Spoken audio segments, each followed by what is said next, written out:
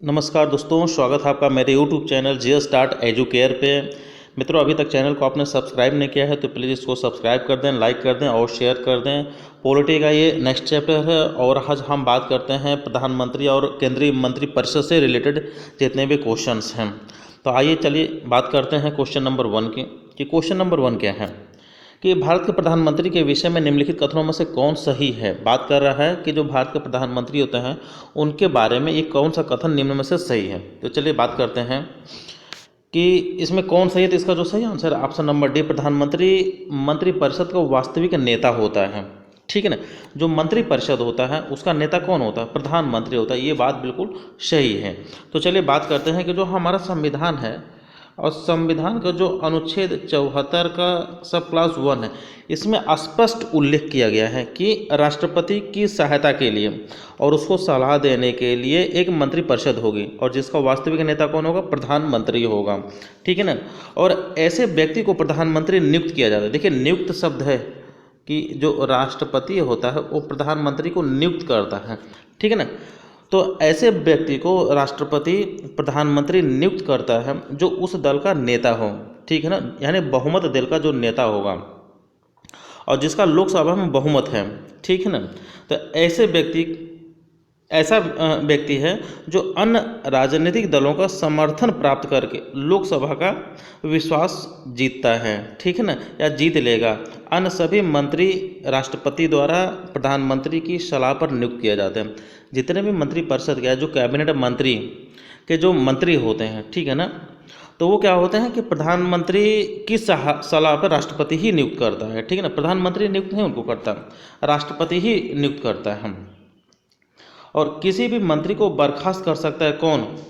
प्रधानमंत्री कर सकता है। प्रधानमंत्री के व्यवहार में राष्ट्रपति के माध्यम से। ठीक है ना, प्रधानमंत्री की सलाह पर राष्ट्रपति ही करता है, उनको बर्खास्त भी करता है और उनकी नियुक्ति भी करता है।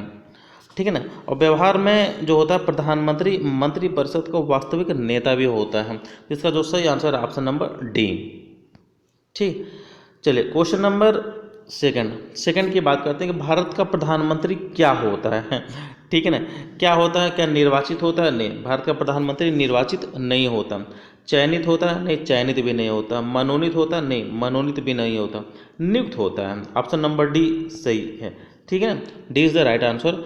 जो भारत का प्रधानमंत्री होता है वो राष्ट्रपति उसको क्या करता है? नियुक्त करता है। और किसको नियुक्त करता है? जो बहुमत दल का नेता होता है या मंत्रिपरिषद का नेता होता है, प्रधान होता है, उसी को राष्ट्रपति नियुक्त करता है। ठीक है ना, और किसके अनुसार? अनुच्छेद 74(1) के अनुसार। ठीक है, चलिए क्वेश्चन नंबर थर्ड क्या है कि भारत का प्रधानमंत्री किसका मुखिया होता है? प्रधानमंत्री जो होता है वो किसका मुखिया होता है? चलिए बात करते हैं। राज्य सरकार का? नहीं, राज्य सरकार का सीएम होता है। ठीक है ना, मुख्यमंत्री होता है। केंद्र सरकार? ठीक, केंद्र सरकार का मुखिया होता है। ठीक है ना, जो भारत का राष्ट्रपति होता है वो केंद्र सरकार का मुखिया होता है। और वही है कि जो अनुच्छेद 74(1) है उसी के अनुसार राष्ट्रपति की सहायता और सलाह देने के लिए एक मंत्रिपरिषद होगा जिसका मुखिया कौन होता है? प्रधानमंत्री होता है। ठीक है, चलिए क्वेश्चन नंबर फोर्थ की हम बात करते हैं। फोर्थ क्या है? चलिए क्वेश्चन नंबर फोर्थ कि भारतीय संविधान के अनुच्छेद 78 में प्रावधान है किसके दायित्वों का? जो भारतीय संविधान का अनुच्छेद 78 उसमें क्या वर्णन है ये दिया गया है। ठीक है ना, तो इसका जो सही आंसर है ऑप्शन नंबर डी, प्रधानमंत्री के दायित्वों का।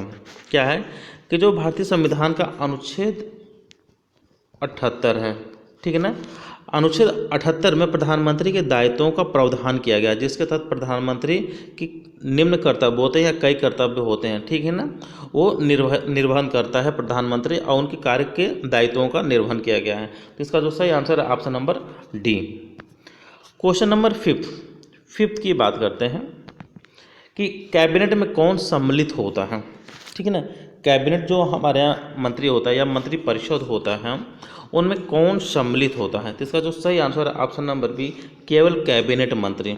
चूँकि देखिए मंत्री भी 3 तरह के होते हैं ना, कैबिनेट मंत्री होते हैं, उच्च राज्य मंत्री होते हैं, ठीक है ना, बाकी जो है आपका कार्यवाहक मंत्री होते हैं, जिनको जो है मंत्री पद का दर्जा दिया जाता है।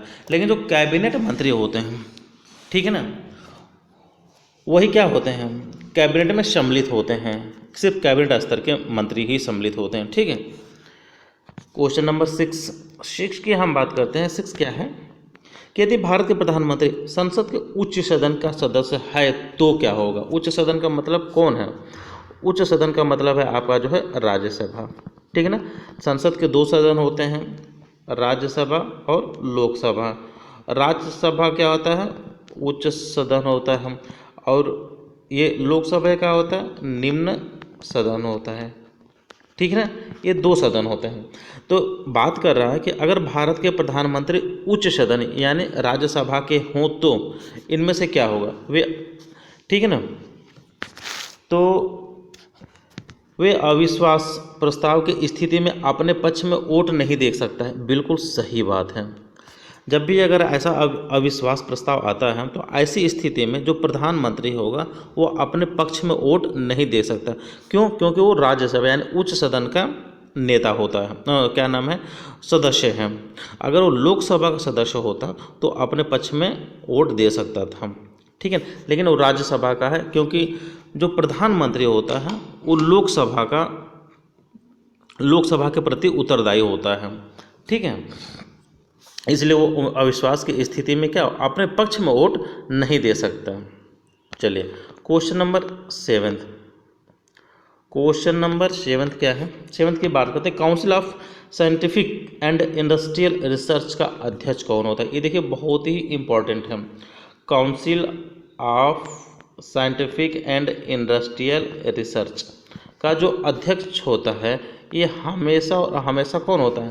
प्रधानमंत्री होता है, ठीक है ना। हमारे देश का प्रधानमंत्री ही इसका अध्यक्ष होता है। CSIR का जो है हमेशा यही होता है, ठीक है। जैसे नीति आयोग हम, ठीक है ना, नीति आयोग या योजना आयोग, तो नीति आयोग का जो अध्यक्ष होता है कौन होता है? प्रधानमंत्री। हमेशा प्रधानमंत्री ही होता है, जो भी प्रधानमंत्री वर्तमान का होगा। इसी तरह जो है CSIR का जो अध्यक्ष होता है वो हमेशा भारत का प्रधानमंत्री ही होता है, ठीक है। क्वेश्चन नंबर 8 की राष्ट्रीय सुरक्षा समिति का प्रधान कौन होता है?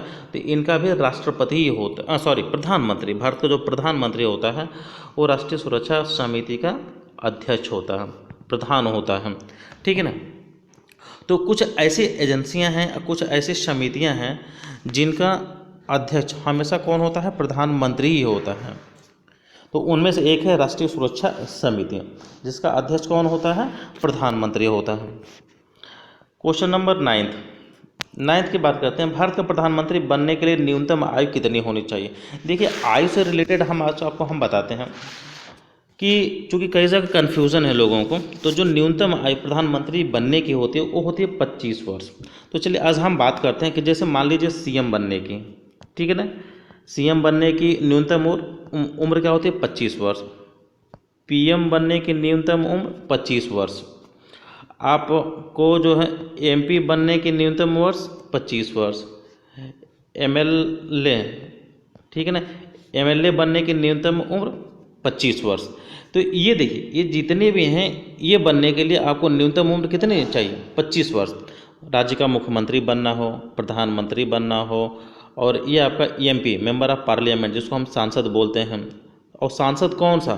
ये लोकसभा का सांसद, न कि राज्यसभा का, ठीक है ना। लोकसभा का सांसद बनना हो तो 25 वर्ष। MLC बनना हो, MLA जो विधायक होते हैं, ठीक है ना, विधानसभा के, राज्य के विधानसभा का, उनकी न्यूनतम उम्र 25 वर्ष। अच्छा अब हम बात करते हैं कि जैसे मान लीजिए आपको MLC बनना हो, ठीक है ना, तो 30 वर्ष। न्यूनतम उम्र कितनी होनी चाहिए MLC बनने के लिए? 30 वर्ष, जो विधान परिषद के सदस्य होते हैं। फिर उसके बाद आपको MLC हो गया, फिर आपको जो है सांसद MP बनना हो, लेकिन किसका? राज्यसभा का, तो न्यूनतम उम्र कितना होना चाहिए? 30 वर्ष होना चाहिए, ठीक है। राष्ट्रपति अगर बनना हो यानी भारत का जो प्रेसिडेंट है तो 35 वर्ष। न्यूनतम उम्र कितना होनी चाहिए? 35 वर्ष होना चाहिए, ठीक है। तो ये आपको जो है उम्र से संबंधित जितने भी इसमें कन्फ्यूज़न नहीं होना चाहिए। तो ये सारा विवरण मैं यहाँ पे दे दिया हूँ। चलिए क्वेश्चन नंबर 10 की हम बात करते हैं कि उप प्रधानमंत्री पद का सृजन कैसे हुआ। कहने का सेंस है कि जो भारतीय संविधान में उप प्रधानमंत्री का जो पद है वो कैसे सृजित हुआ। तो इसका जो सही आंसर है ऑप्शन नंबर बी, संविधान के प्रावधानों से हटकर हुआ। क्योंकि जो उप प्रधानमंत्री पद का जो उल्लेख है संविधान में कहीं पे भी नहीं है, ठीक है ना। ये राजनीतिक जो पार्टियां हैं ये अपना किसी भी नेता को खुश करने के लिए वो पद दे देती हैं, उप प्रधानमंत्री या उप मुख्यमंत्री बना देती हैं। ऐसा पद का जो वर्णन है संविधान में संसद जो भारतीय संविधान है उसमें कहीं भी उल्लेख नहीं है, ठीक है ना। और जो राजनीतिक पार्टियां होती हैं वो कहीं न कहीं बाध्यताओं के कारण संविधान के प्रावधानों से हटकर इस पद का जो है सृजन कर देती हैं।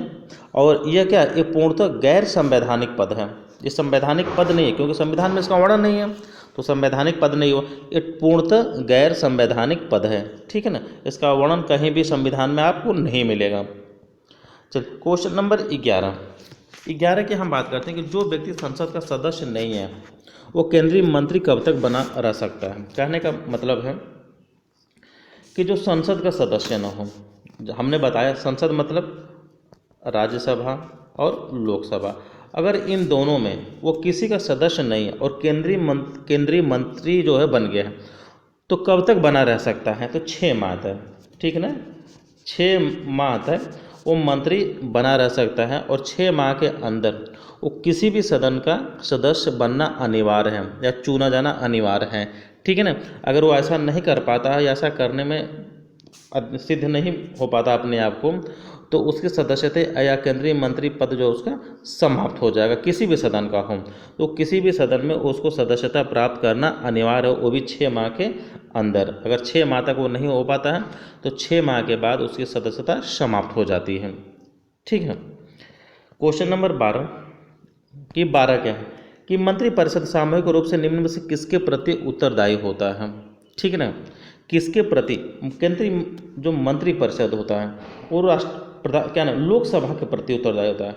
क्योंकि जो प्रधानमंत्री होता है हमारे या मंत्रिपरिषद होता है वो लोकसभा से मिलकर बनती है, ठीक है ना, लोकसभा के सदस्यों से, और लोकसभा के ही प्रति ये उत्तरदायी होते हैं। क्योंकि जो बहुमत दल का नेता होता है वो कौन होता है, प्रधानमंत्री होता है, या मंत्रिपरिषद का जो नेता होता है वो कौन होता है, प्रधानमंत्री होता है, ठीक है ना।